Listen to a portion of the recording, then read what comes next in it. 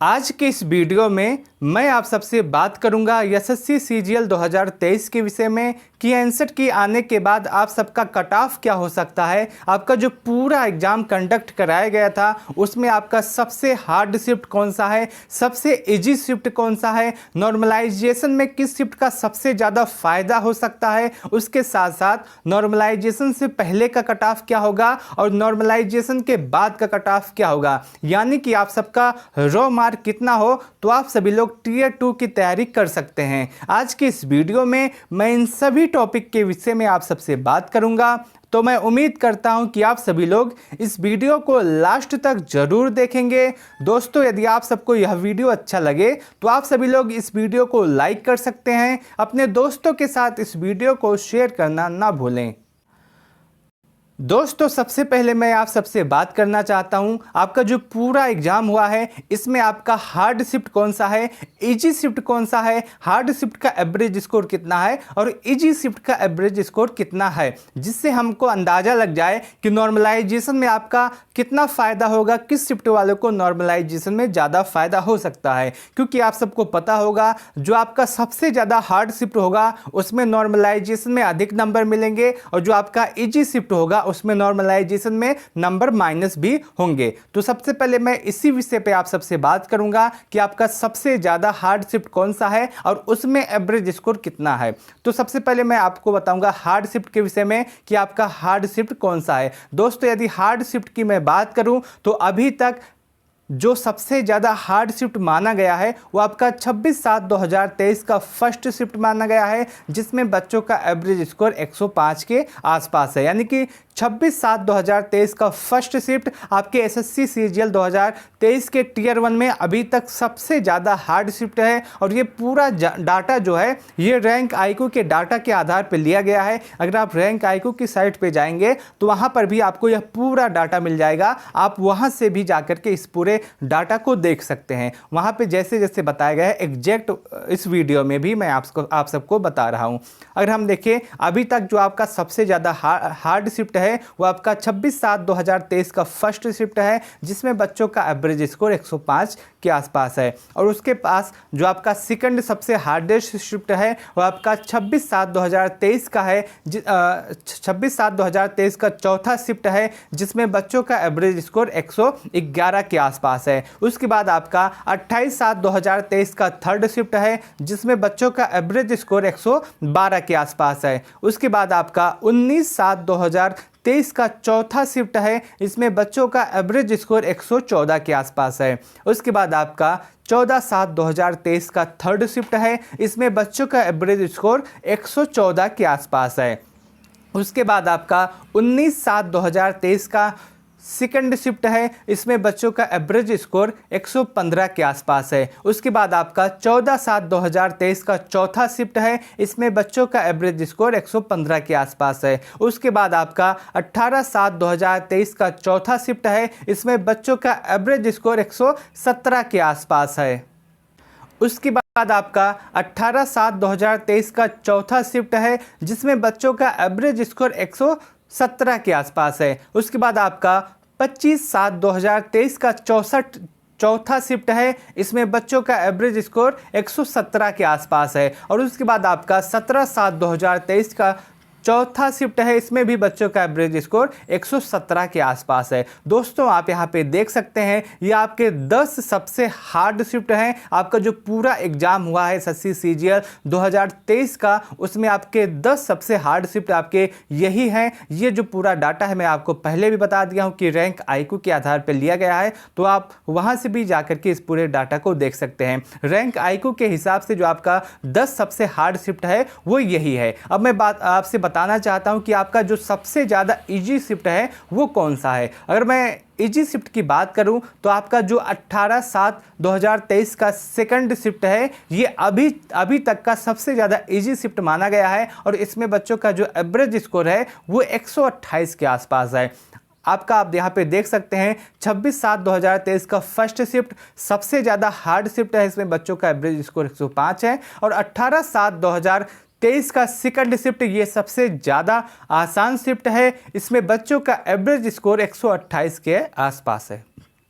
उसके बाद आपका सेकंड जो सबसे इजीएस्ट शिफ्ट है वो आपका 20/7/2023 का थर्ड शिफ्ट है। इसमें बच्चों का एवरेज स्कोर 127 के आसपास है। उसके बाद आपका 24/7/2023 का सेकंड शिफ्ट है। इसमें भी बच्चों का एवरेज स्कोर 127 के आसपास है। उसके बाद आपका 25/7/2023 का सेकंड शिफ्ट है। इसमें बच्चों का एवरेज स्कोर 123 के आसपास है। उसके बाद आपका 17/7/2023 का थर्ड शिफ्ट है। इसमें भी बच्चों का एवरेज स्कोर 123 के आसपास है। उसके बाद आपका 19/7/2023 का फर्स्ट शिफ्ट है। इसमें भी बच्चों का एवरेज स्कोर 123 के आसपास है। उसके बाद आपका 26/7/2023 का थर्ड शिफ्ट है। इसमें भी बच्चों का एवरेज स्कोर 123 के आसपास है। उसके बाद आपका 27/7/2023 है।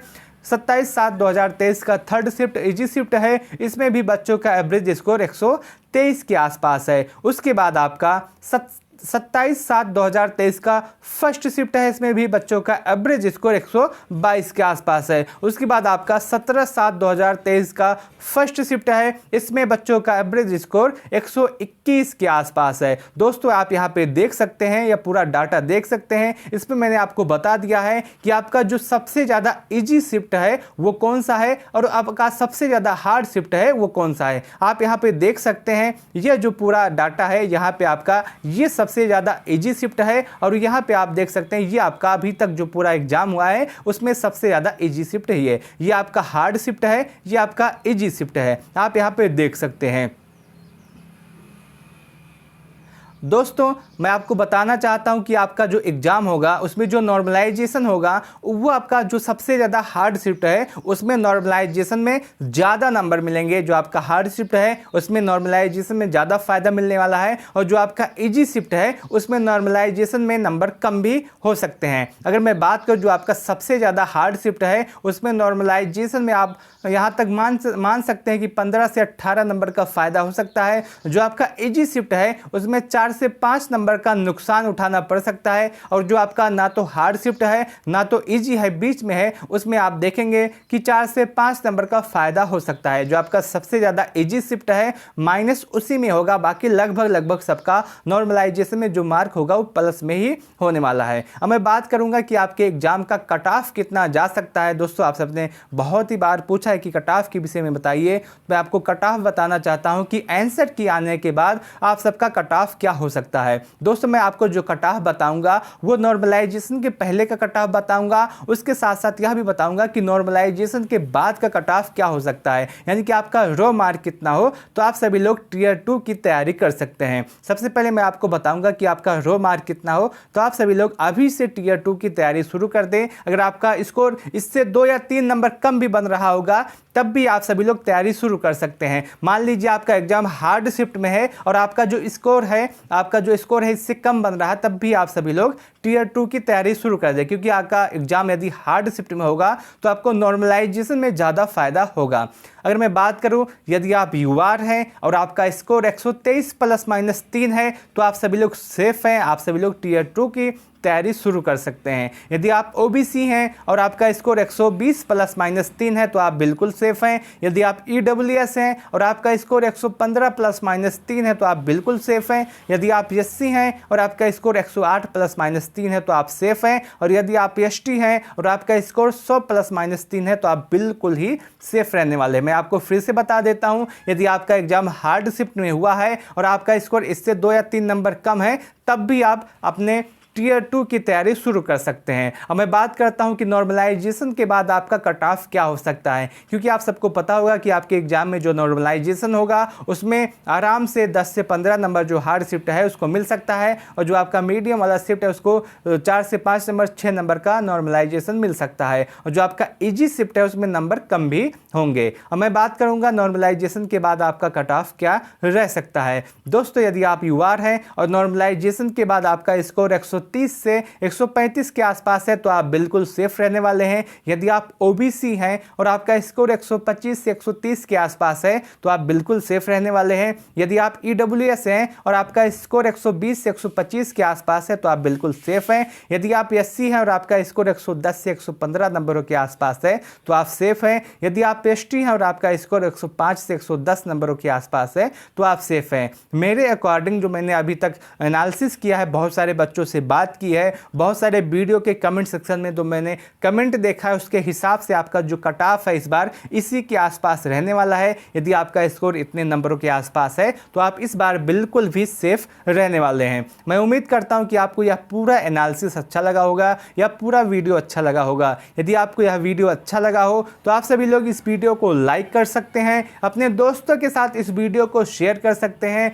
यदि आपके मन में कोई डाउट, कोई सवाल, कोई कंफ्यूजन रह गया हो तो आप सभी लोग कमेंट सेक्शन के माध्यम से पूछ सकते हैं। मैं आपके प्रत्येक कमेंट का जवाब जरूर दूंगा। उसके साथ साथ आप सभी लोग आपका एग्जाम किस शिफ्ट में हुआ था और आंसर की आने के बाद आपका स्कोर कितना बन रहा है, आप सभी लोग कमेंट सेक्शन के माध्यम से जरूर बताइएगा, जिससे मैं आप सबको बता दूं कि शिफ्ट के अनुसार आपका स्कोर कितना हो तो आप सभी लोग टियर 2 की तैयारी कर सकते हैं या नहीं। इस वीडियो को लास्ट तक देखने के लिए आप सबका बहुत बहुत धन्यवाद।